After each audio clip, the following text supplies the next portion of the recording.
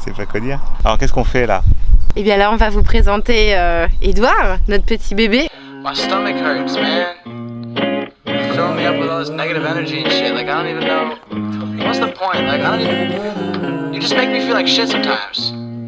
I think you should start to know that because as soon as you do, you can start to accept that you're the piece of shit. No, fuck you. Quel âge il a, Edouard? Il a 22 ans. Et presque 200 km au compteur. Au comptoir? Au compteur. Donc c'est quoi comme modèle? C'est un Hummer B544 de 2012. Il est de 1998. 1999. Non, 1999. Bon, bref. Ah putain, 1999. Il est par là, Edouard. Allez, ça fait 22 ans. S'il a 22 ans, c'est qu'il est de 1999. Il est au moins des années 1990. Au moins. Au moins. C'est-à-dire qu'il a vu du bitume. Ouais. Et il est en pleine forme. Il pète le feu. C'est ça. Pour l'instant, pas de mauvaise surprise. Alors, tu vas nous dire ce qu'il y a un peu là-dessous. Qu'est-ce qu'il y a là? Là, ici, là, ça, c'est le gaz. C'est les bonbonnes de gaz, très importantes. 2 bonbonnes de 13 litres de propane. Donc avec ça, quand on aura froid, on pourra se chauffer. On peut chauffer l'eau chaude aussi pour prendre des douches chaudes. Et on peut aussi normalement brancher le frigo. C'est ça. Qu'est-ce qu'on a ici alors? Donc ici, on a le réservoir pour remplir Edouard des eaux propres. Parce qu'il y a différents types d'eau dans les cuves d'Edouard. Et les eaux sales? Et là ici, c'est le propre. Combien de litres d'eau propre? 100. 100? 100 litres d'eau propre. 100, t'es sûr? Moi j'aurais dit 120. Ah ouais? Ouais. Ok. 120. Et les eaux usées, ce qu'on appelle les eaux grises, n'est-ce pas? Ça sort de là ici. Donc ça, ce sont les eaux grises. Donc il faut trouver toujours, il y a des stations-service en fait en libre service ou payantes autour de la France pour pouvoir vider ça. Voilà, donc c'est très pratique. Ici, nous avons une petite soute en fait dans laquelle on peut mettre des petites choses dont on a besoin, par exemple des chaussures, un tuyau pour vider les eaux grises, un tuyau pour vider sinon pour remplir le camping-car d'eau propre. Donc ça c'est super pratique, on met 2-3, pas grand chose dedans hein, mais 2-3 petites choses qui sont quand même très pratiques. Et ici, c'est bête, mais ici on a 2 aérations qui sont super importantes pour le frigo. Comme ça, en été quand il fait chaud, il peut bien ventiler et en hiver la même chose. Donc ça c'est vraiment top, ils ont prévu 2 aérations, c'est magnifique. Ensuite ici nous avons un magnifique porte-vélo. Voilà, avec un super vélo qui n'ira pas loin pour l'instant car les pneus sont complètement dégonflés. Mais voilà, donc ça sera le petit bébé qui nous aidera du coup à bouger, sachant qu'il faut qu'on en achète donc un deuxième. Et l'orage s'invite avec nous de la partie, je sais pas si vous l'entendez. Alors là ici nous avons la boîte magique, la boîte à caca. C'est hyper sexy, mais c'est là-dedans que nous avons donc la caissette des toilettes. Voilà, donc on ouvre ici, on sort, il y a des gants déjà dedans pour qu'on puisse mettre des gants. Et franchement, c'est super propre, c'est nickel. Voilà, important. En dessous, la même chose que de l'autre côté. Une autre petite soute Notre ici. mini soute. Exactement. Voilà, où on a les cales. On a les cales du camping-car, très important quand on est posé pour le mettre droit. Les sièges et la table aussi. Trauma, la sortie du chauffage chauffe-eau. Ah oui, l'aération du chauffe-eau, très bien. Ici nous avons une prise. Donc ça c'est la prise qui nous sert à brancher le camping-car en extérieur quand on est dans des campings ou par exemple chez l'habitant qui a une prise sur laquelle on peut le brancher donc du coup en électricité. Là ici, autre soute, pareil, donc entrée de soute, donc pareil on n'y met pas grand chose. Mais voilà, quand même pratique pour ranger s'il faut toujours un petit peu de liquide de refroidissement, du produit vitre, un petit peu d'huile si jamais il faut, voilà, enfin des petites choses simples comme ça qui sont n'empêche indispensables pour voyager en camping-car.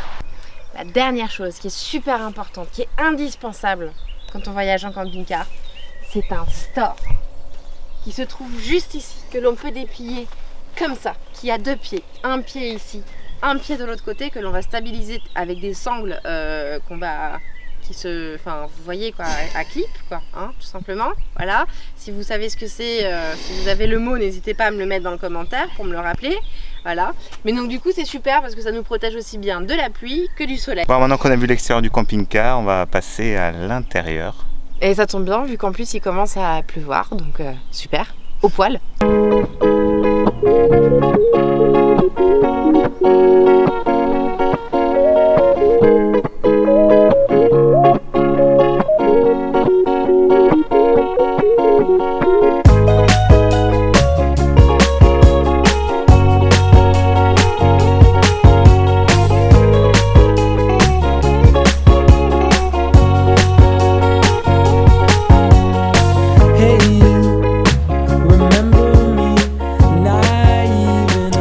marqué standard, on a un porteur final de 191 587 km et un joli klaxon. C'est un peu customisé avec de la moquette. Et on est surveillé par Rafiki, il surveille la route, il va dire s'il y a des gens qui font pas n'importe quoi. C'est le véritable flic.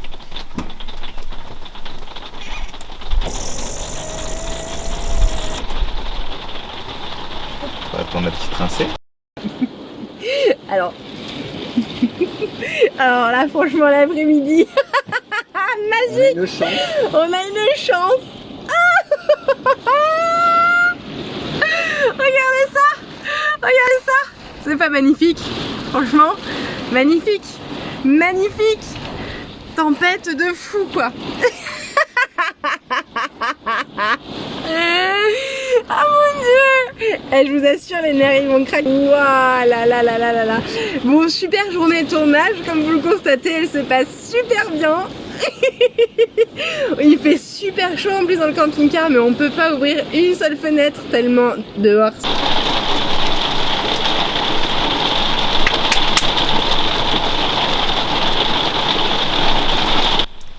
Je vais vous parler d'un des endroits les plus importants d'Edouard, la cuisine. Et oui, pourquoi? Parce que la cuisine va me servir pour pouvoir faire les live cuisine justement sur Twitch, que je fais tous les mercredis matins à 10 h en live. Donc d'ailleurs, je vous invite, si ce n'est pas déjà fait, à aussi venir me rejoindre sur Twitch. Vous avez les liens dans la description de la vidéo pour ne pas louper justement les live cuisine.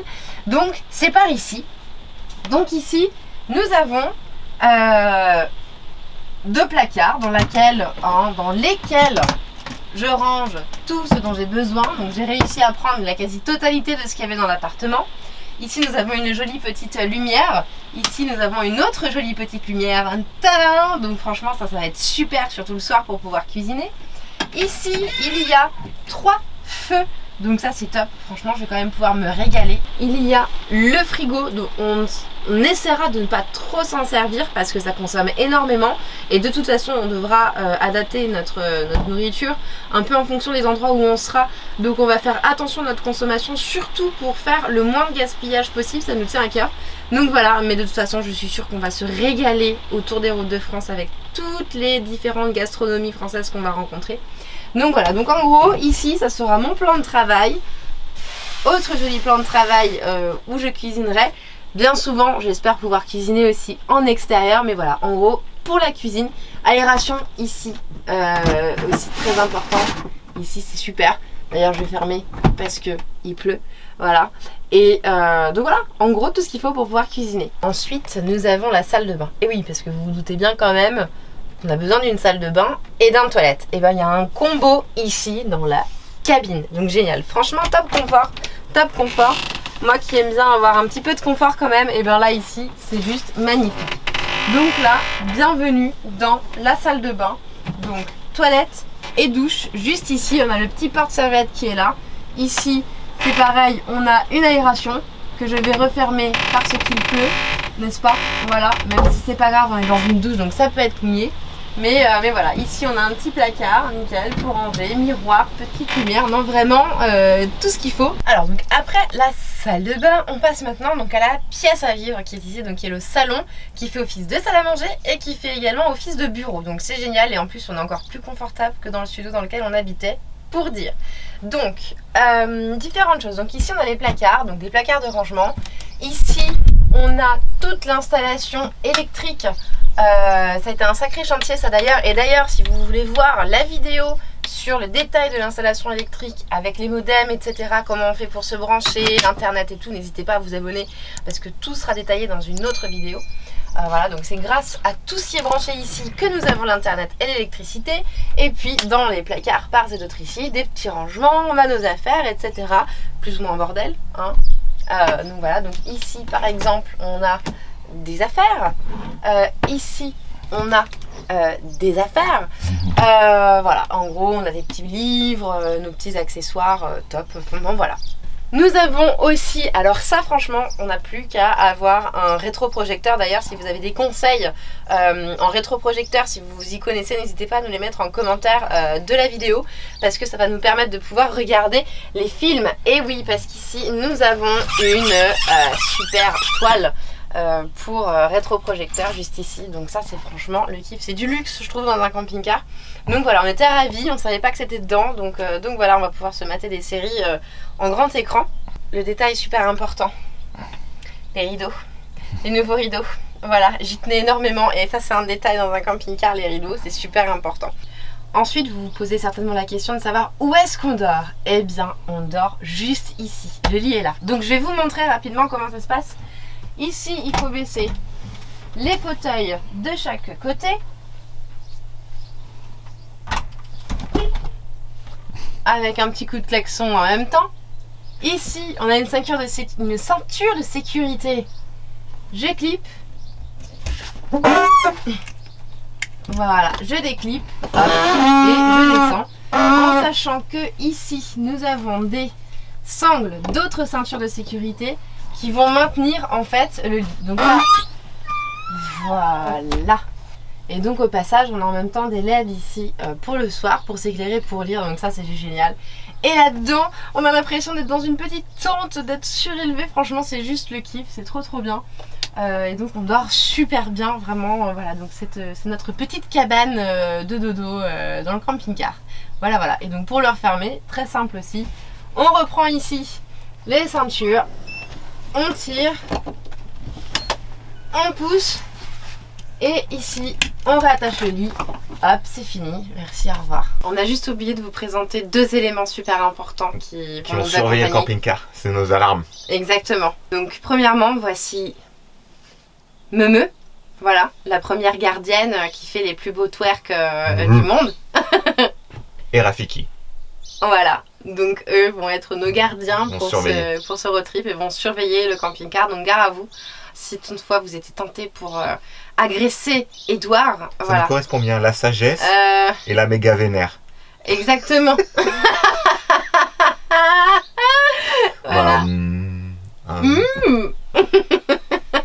On va encore personnaliser le camping-car. Là, on va prendre nos marques.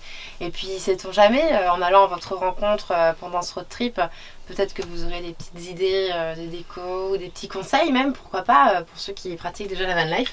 Ouais, c'est vrai que lors de notre premier voyage, les premiers 600 km qu'on a pu faire, on a remarqué qu'il y avait quelques petites choses qu'on voulait améliorer, donc on va vous en faire profiter dans les prochaines vidéos. Si toutefois on a réussi à vous donner envie, si toutefois notre aventure vous intéresse, si vous avez envie de suivre les aventures de l'Odyssée du Bonheur avec Xavier, moi-même, Meumeu et Rafiki et tout ce qui s'ensuit, n'hésitez pas encore une fois